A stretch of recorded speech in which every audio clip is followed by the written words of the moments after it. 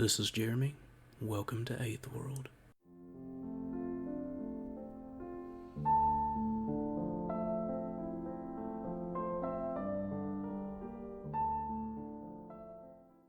Good day, everybody, and welcome to Eighthworld. This is the 14th regular episode of Eighthworld, and it is the 2nd of August, 2020, around midday in my neck of the woods. I hope you're all doing well. I hope that you're all staying safe and healthy in the current climate in the world today. Now, today is going to be the next to last episode for our first season. I am going to be in need of a creative break for a little while after this. I have a couple of other projects going, some other hobby irons in the fire, if you will, that will require a bit more mental attention, which is not to say that I haven't enjoyed this and sharing my thoughts through this podcast and inviting those of you who listen to share your thoughts as well, and I will return to that in the future. Of that you can be certain. In fact, next episode is going to be a very special episode for me, so be sure to listen.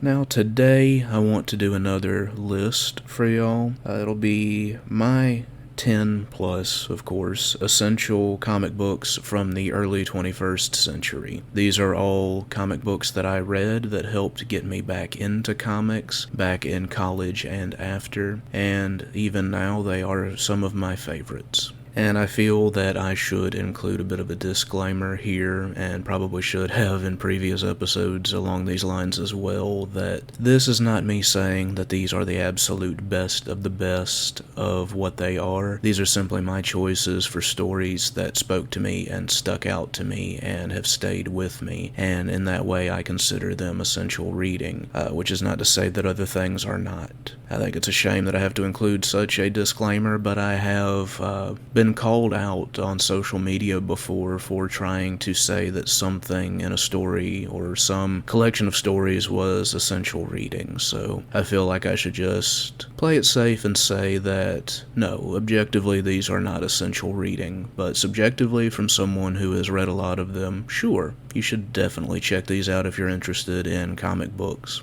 Number one on the list, and you're going to see several repeating names on this list like in previous ones. My number one is All-Star Superman by Grant Morrison. Now, I had friends in college who kind of dismissed it as Silver Age pipe dream fluff, but All-Star Superman is a beautiful love letter to the character of Superman from beginning to end.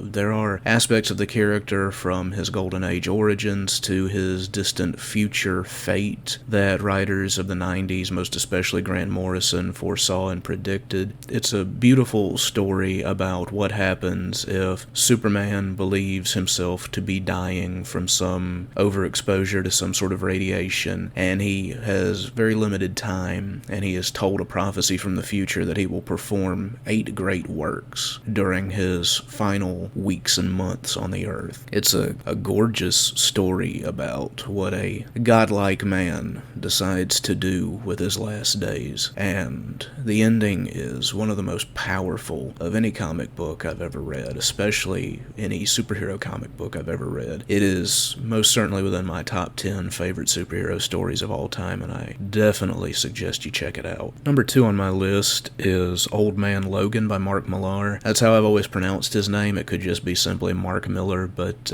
since there's an A in there, I've always said Mark Millar. Old Man Logan is the Wolverine story that you've always wanted, that you've been waiting for all your life. Wolverine is a crotchety old man living in a post-apocalyptic wasteland ruled over by the Hulk's inbred descendants. Logan hasn't killed anyone in decades. He is just sort of riding out the clock in a way until old blind Hawkeye shows up to pull him into one last hurrah against evil, and that is what this is. It is the old samurai going into battle one last time, and it is a fantastic story. It's probably one of the best stories that Marvel has put out in the past 2 decades, so much so that the character remained popular and gained his own series after the fact, after Jonathan Hickman's Secret Wars event. So if you came to the character then and weren't sure what else there was, you should take a few steps backward in time and check out this original story. Definitely will not be disappointed, especially if you're a Wolverine fan. Number 3 on my list is actually more recent than a lot of the other things on the list, and that is Uncanny X-Force by Rick Remender. This one is,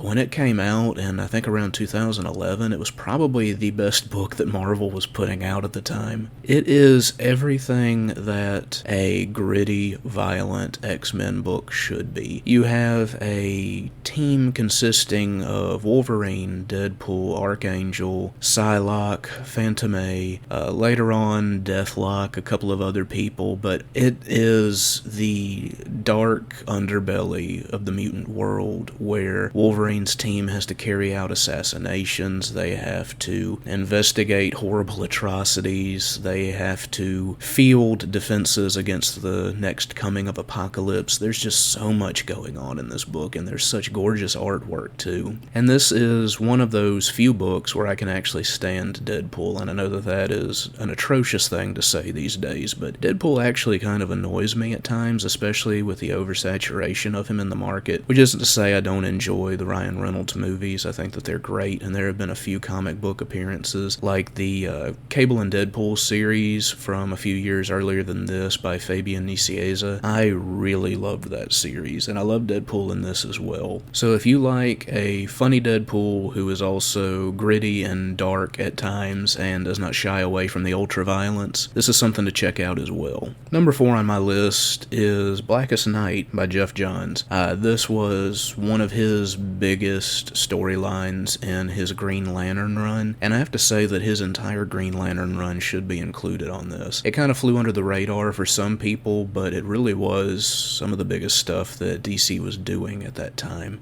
Jeff Johns made the Green Lantern characters and books popular again, made them relevant again, breathed new life, and beefed them up again. You know, what Frank Miller might have done for Batman 25 years earlier, Jeff Johns did for Green Lantern last decade. He made the character of Sinestro not just a silly one-note Silver Age villain, he made him a complicated anti-hero as well. He made him a villainous character whose methods and philosophy you got uncomfortable with because you could understand him at some points. And the creation of the emotional spectrum and the other Lantern colors, a lot of people kind of complained and groaned about that, but that's what people do. There are two types of people in the world, if you haven't noticed. There are creators and complainers.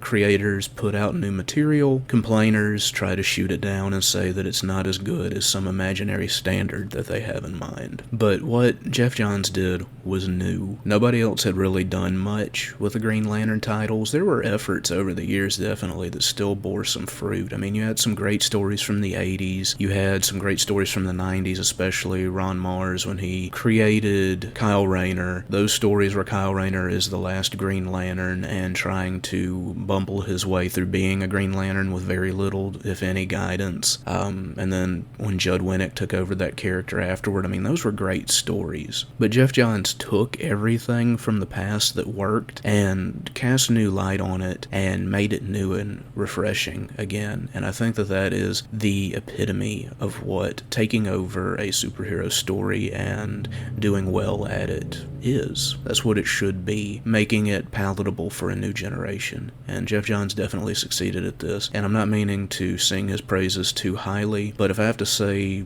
this, if I were actually ranking these in order, Jeff Johns' run on Green Lantern would probably be my top favorite on this list. Anyway, number 5 on my list is The New Avengers by Brian Michael Bendis. Brian Michael Bendis' work at Marvel became a mixed bag over the years. He started out pure genius, kind of went downhill toward the end before he finally left and went to DC for whatever reason that he had for doing that. But his early stuff, especially if you look at his Daredevil work, superb. But what really got me into him as a writer was his run on New Avengers. And he took this weird motley team to do it. You know, you had the old guard, you had Captain America and Iron Man, and then you got into popular characters too, like with Spider-Man and Wolverine. But then you got into characters that nobody had really done anything with in a long time, with Luke Cage and Jessica Drew, Spider-Woman. And then you had newer characters from within the past few years that people didn't know what to do with next, like the Sentry, who was, you know, Marvel's insane Superman, who was as strong as the Hulk. So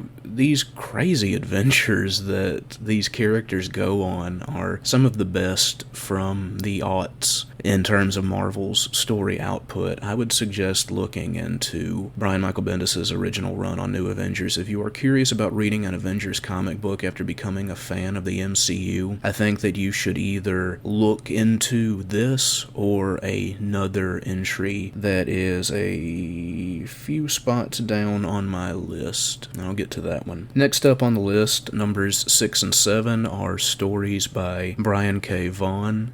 You probably already know what they are if you're into certain indie comics. But first up is Why the Last Man. It's a story about a man named Yorick Brown who is quite literally, at least as far as he knows at the beginning of the story, the last man on Earth. All of a sudden, a virus appears and wipes out every male mammal on the planet. And then the story goes from there. What does society become with only women? There's a powerful question at play throughout the story of, there's not so much empowerment going on with this as if we were to suddenly lose half of everything, how would we survive? Because if you think at how many careers are dominated by one gender or the other, it poses the idea, you lose the majority of the men doing a certain thing, there aren't that many people left doing that thing. The same as if you were to lose all the women in the world. I know that's kind of a complicated, purposefully neutrally toned cop-out to talk about it, but it's worth it just for the thought experiment of this apocalypse where you lose half of humanity. How does the other half make do? It's interesting reading just for that. And next on the list, number 7, is Saga by Brian K. Vaughan. Probably the most popular indie comic of the past decade. That might be a bit of an exaggeration, but maybe not. A lot of people have enjoyed it. I've enjoyed it too. It's a crazy idea, this weird mixed genre story of this intergalactic war between two roughly human-looking species, except one of them has horns and the other has insect wings, and they decided that they hate each other and they've been at war for generations, and then it gets really complicated when all of a sudden a soldier from one side and a soldier from the other get together and have a child, and the child has both traits, and all of a sudden it throws the universe into disarray, and this child becomes a symbol that a lot of different factions want to either capture or eliminate. It's about love, it's about family, it's about friendship, it's about redemption, it's about the horrors of war, it's about following your own path. It's a powerful story, and I've enjoyed it, and I have to say, though, to step back, and one caveat for all of this with Brian K. Vaughan's work, with a lot of his work, he eventually reaches a point where he kind of starts to go downhill and lose the cohesiveness of his narrative in a way. I don't know if he just kind of hits a climax in his own thoughts, and the rest kind of peters out, but you kind of saw that a little bit with Why the Last Man, and I mean, it still had a powerful ending, but there had been a little while there where the story kind of lost its strength, and I felt like Saga was starting to do that, but then Brian K. Vaughan and his artist Fiona Staples, I believe, decided to take a creative break from it, so it's sort of in a liminal space right now, which is probably for the best. Recharge those batteries, come back to it, take over, be strong, because that's what such a work deserves. Number 8 on my list is J. Michael Straczynski's run on The Amazing Spider-Man. Back at the very beginning of the decade, 2000-2001 was when he took over. Everybody who is the least bit of a Spider-Man comic fan has a run that is their favorite, and this one is mine. Straczynski introduced so many interesting new concepts to the mythos, the idea of Spider-Man being this representative of a totemic spider god, and that there were beings in the multiverse who hunted down these totemic animalistic beings for food, and the expansion of Spider-Man's powers, and getting him and Mary Jane back together and fixing his family life, and making him more successful, letting him move out of his aunt's house, Aunt May finding out that he's Spider-Man, but then he gets a job teaching, and there's just so many things that Straczynski did that I enjoyed when I found the story, because a lot of people think that Spider-Man is only meant for awkward 16, 17-year-olds in high school, and a lot of writers have bent over backwards trying to keep Peter Parker in that situation where he never moves out of his aunt's house, he never really gets a job, he never really finishes school. He always seems to either be in high school or college or both or something. And Straczynski let Parker grow up and made him better because of that. He had a wife, he had his own place, he had the respect of people around him. He had scruff on his face when he forgot to shave. He wasn't a kid anymore. And I really enjoyed that. I enjoyed so much of that run. And I hate that Marvel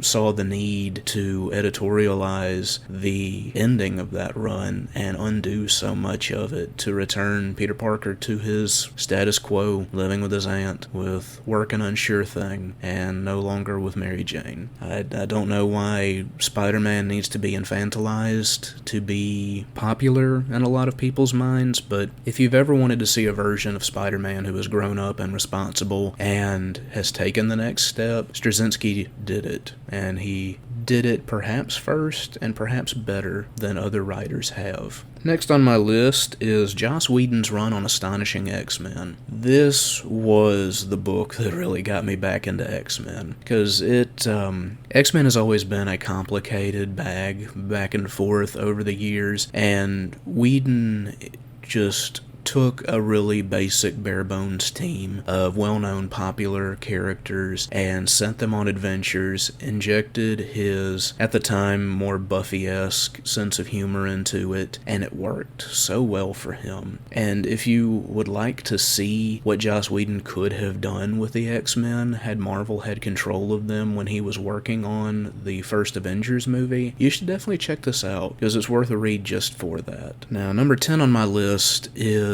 not exactly an obscure title, but it's one that didn't get a lot of attention and still doesn't, and that is Planetary by Warren Ellis. If you've read it, you are lucky, and if you haven't read it, you should. Warren Ellis is a top-tier writer, always has great ideas for character development, for how to handle the superhero.